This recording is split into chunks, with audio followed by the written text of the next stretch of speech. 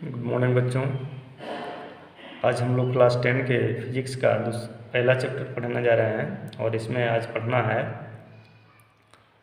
गोलीय दर्पण और गोलीय दर्पण से संबंधित विभिन्न पद। इसके बारे में आज हम लोग जानकारी प्राप्त करेंगे। इससे पहले हम लोगों ने समतल दर्पण के बारे में जाना था। इसके पीछे वाले जो क्लास हुआ उसमें आज हम लोगों को गोलीय दर्पण के बारे में सीखना है और उनसे संबंधित विभिन्न पद की जानकारी प्राप्त करना है। तो आइए पहले हम लोग गोलीय दर्पण के बारे में जाने कि गोलीय दर्पण किसे कहा जाता है। समतल दर्पण के बारे में पहले जाने थे कि जिसकी परावर्तक सतह समतल होती है वो समतल दर्पण कहलाता है। तो गोलीय दर्पण के बारे में जानेंगे हम लोग। गोलीय दर्पण किसे कहा जाता है? गोलीय दर्पण गोलाकार रूप में होता है। गोलीय दर्पण जो है वो गोलाकार रूप में होता है। इसको स्फेरिकल मिरर कहा जाता है।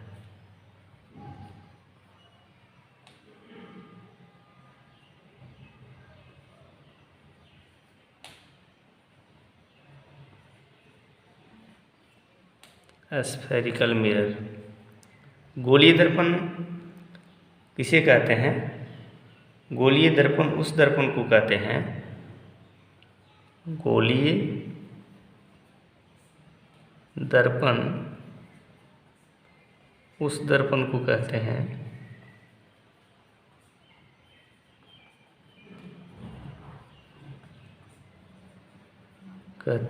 जिसकी परावर्तक सतह किसी खोखले गोले के एक भाग होती है। किसी खोखले गोले की एक भाग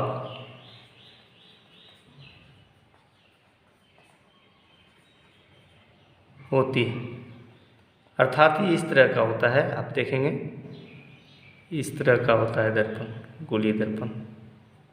चित्र में आप देखिए इस तरह से होता है।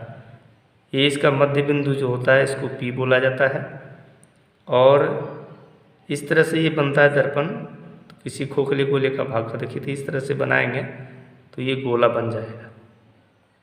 इस तरह से इसको बनाएंगे तो ये गोला बन जाएगा। इस गोला का जो केंद्र होता है वह इस दर्पण का वक्रता केंद्र कहलाता है। ये दोनों को रेखा को मिला देते हैं, प्रधान अक्ष कहलाता है। इसके बारे में सीखेंगे। और इसके बीच में F होता है, मुख्य फोकस होता है। तो इस तरह से ये गोलाकार हो। किसी खोखले गोले के एक भाग का यानी इतना बड़ा भाग को काट दिया और एक भाग जो है क्या किया, रंग दिया, रचित कर दिया, तो वो जो है दर्पण बन गया। दूसरा जो है इस तरह का गोला बनेगा, यानी इस तरह से बनाएंगे तो इस तरह से भी बन जाएगा ये गोला, इस तरह बनेगा। तो इसका भी एक केंद्र होता है C।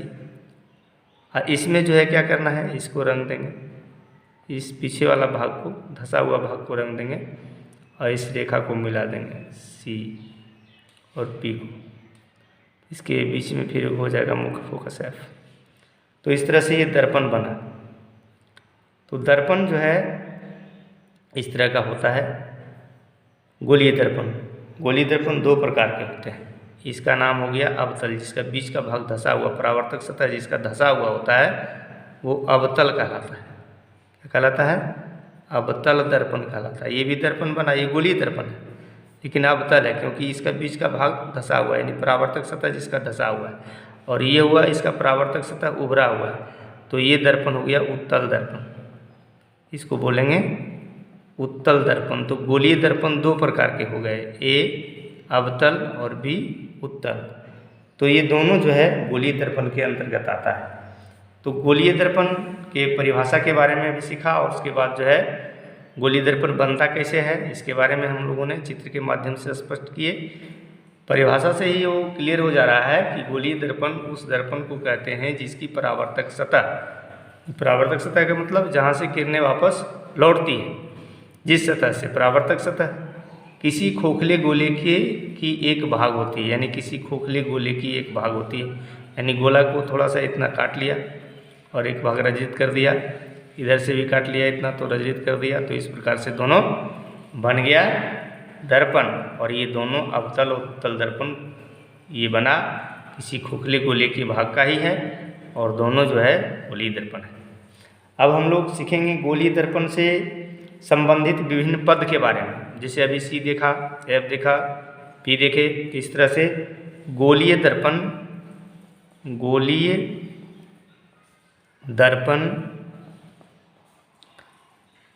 से संबंधित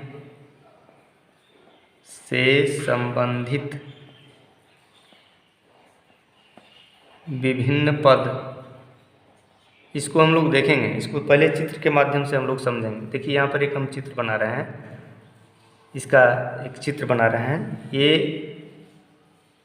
इस तरह का एक गोला है,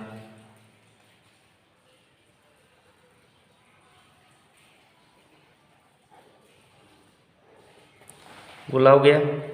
अब जो है ये गोला का जो ये इतना बड़ा भाग को हमने रंग दिया है, यहाँ से यहाँ तक का भाग को क्या किया, रंग दिया, इससे रचित कर दिया।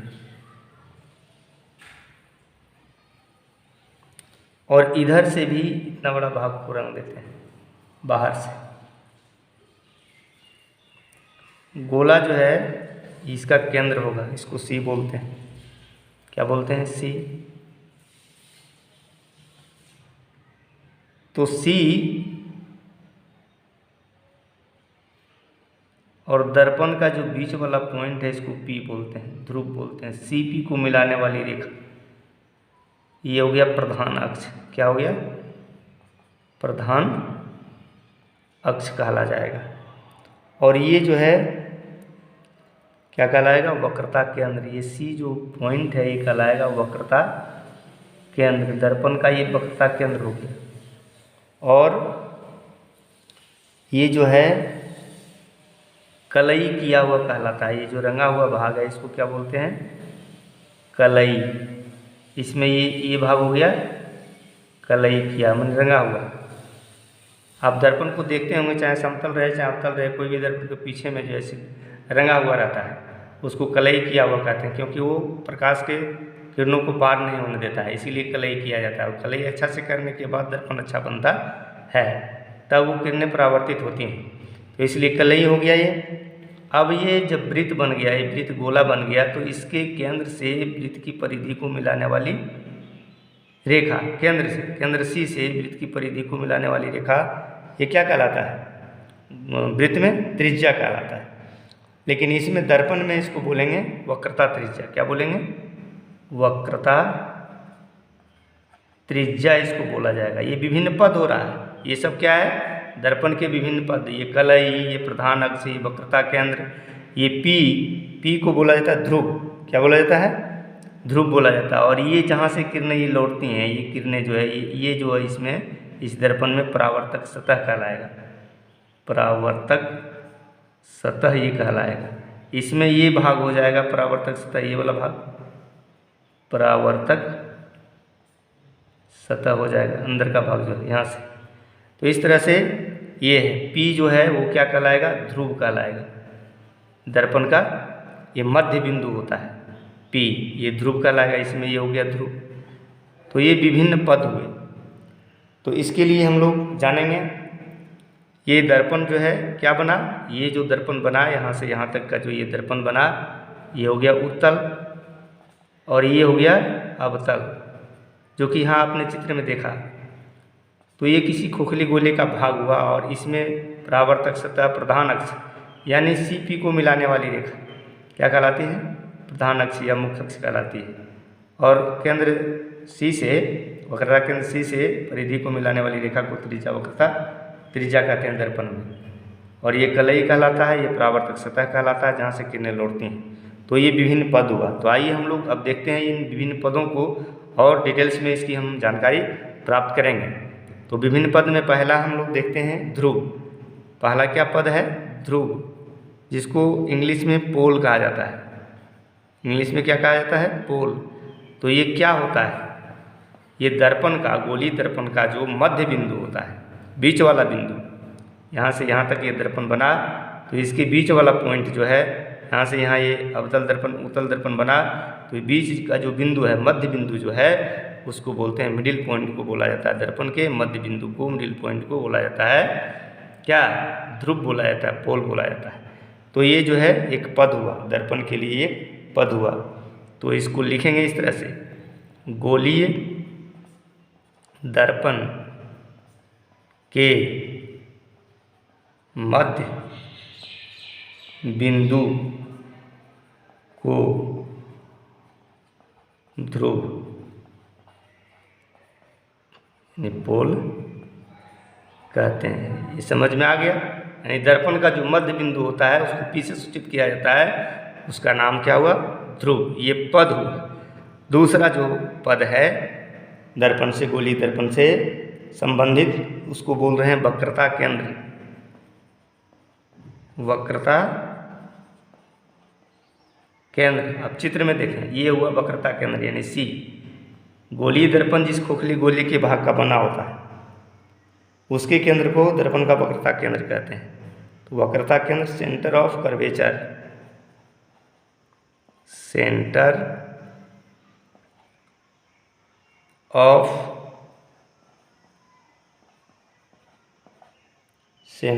कर्वेचर, वक्रता केंद्र, इसको इस तरह से परिभाषित किया गया है। गोलीय दर्पण, गोलीय दर्पण जिस खोखले गोले के भाग का बना होता है, उस गोले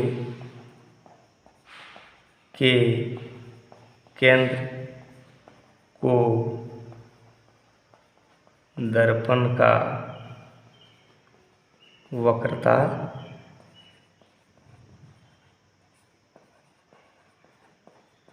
केंद्र कहते हैं।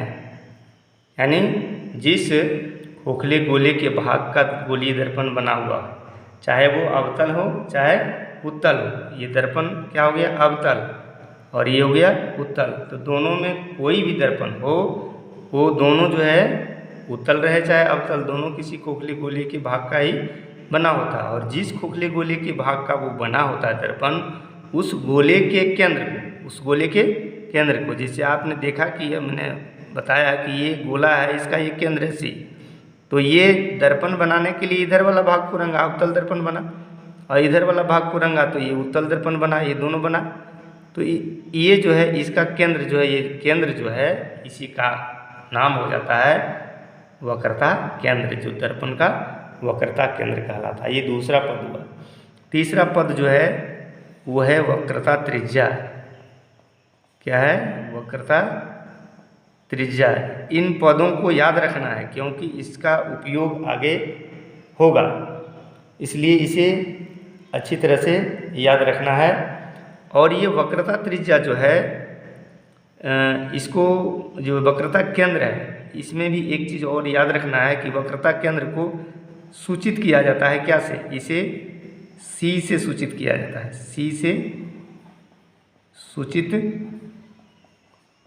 किया जाता है। और ये ध्रुव जो होता है, इसको क्या चीज़ से सूचित किया जाता है? पी से। इसको याद रखना है, पी से, पोल को पी से सूचित किया जाता है। वक्रता त्रिज्या, वक्रता त्रिज्या हो गया radius of curvature, radius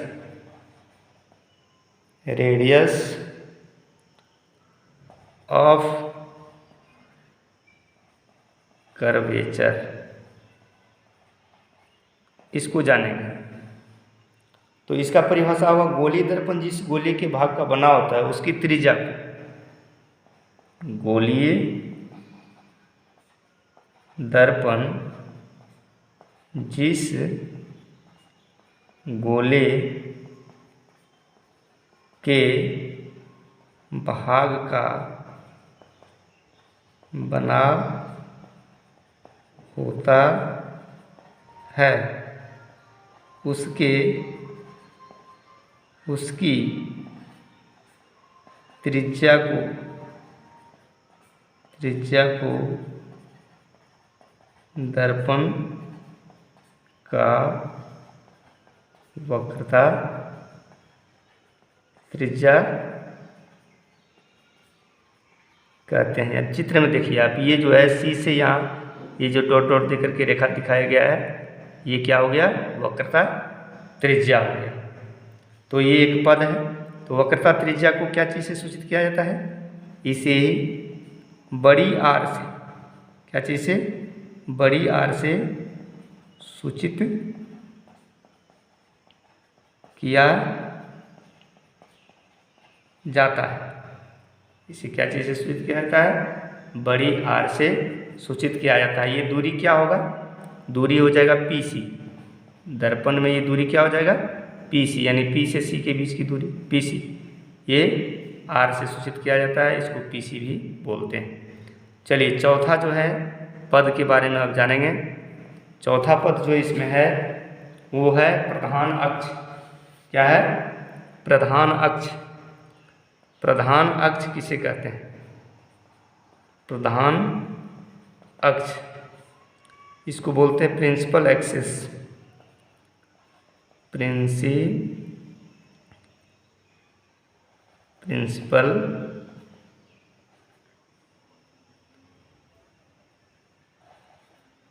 axis.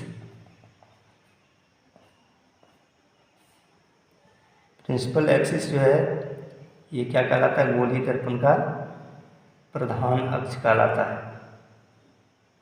तो प्रधान अक्ष क्या होता है? आप देखिए, प्रधान अक्ष किसको बोलते हैं? गोलीय दर्पण के ध्रुव यानी पी, चित्र को देखिए आप यहाँ, पी गोलीय दर्पण के ध्रुव पी और पी से वक्रता केंद्र सी, पी से वक्रता केंद्र सी को मिलाने वाली रेखा, यानी ये रेखा क्या कहलाएगा? प्रधान अक्ष का कहलाएगा। यानी गोलीय दर्पण के ध्रुव पी से वक्रता केंद्र सी को मिलाने वाली सरल रेखा को दर्पण का प्रधान अक्ष या मुख्य अक्ष कहते हैं। इसको इस तरह से लिख सकते हैं, गोलीय दर्पण के ध्रुव पी से वक्रता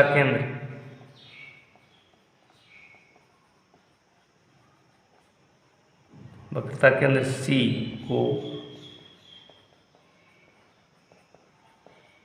मिलाने वाली रेखा को प्रधान अक्ष या मुख्य अक्ष कहते हैं। इसे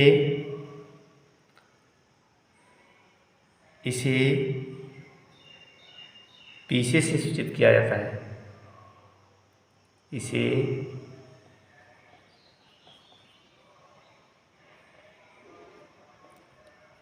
पीसी से सूचित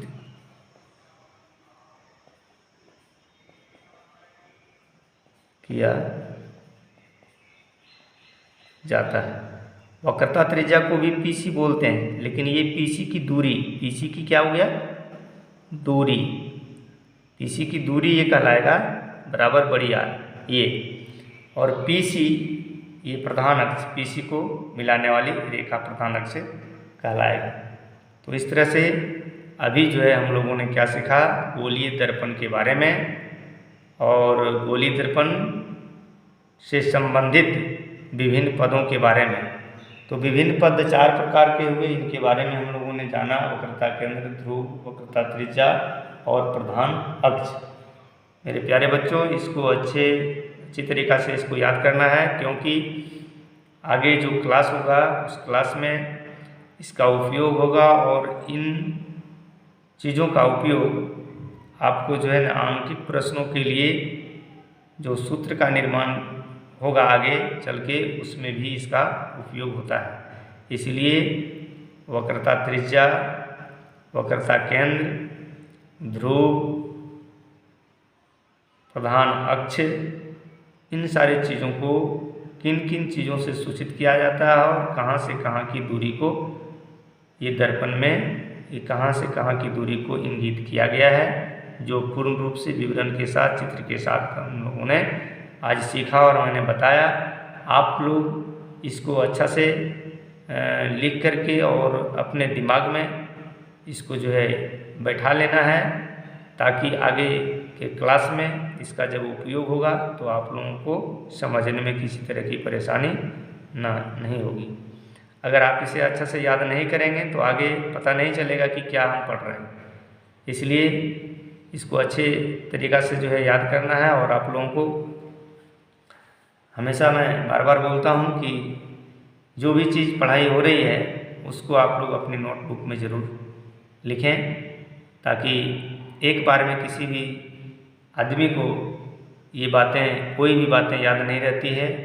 उसे जब 2 बार 3 बार 4 बार पढ़ा जाता है, बार बार जब उसको रिवाइज किया जाता है तो वो दिमाग में सेट कर जाता है और अस्थायी रूप से जीवन पर्यंत तक रहता है, यानी सब दिन तक वो कामयाब रहता है।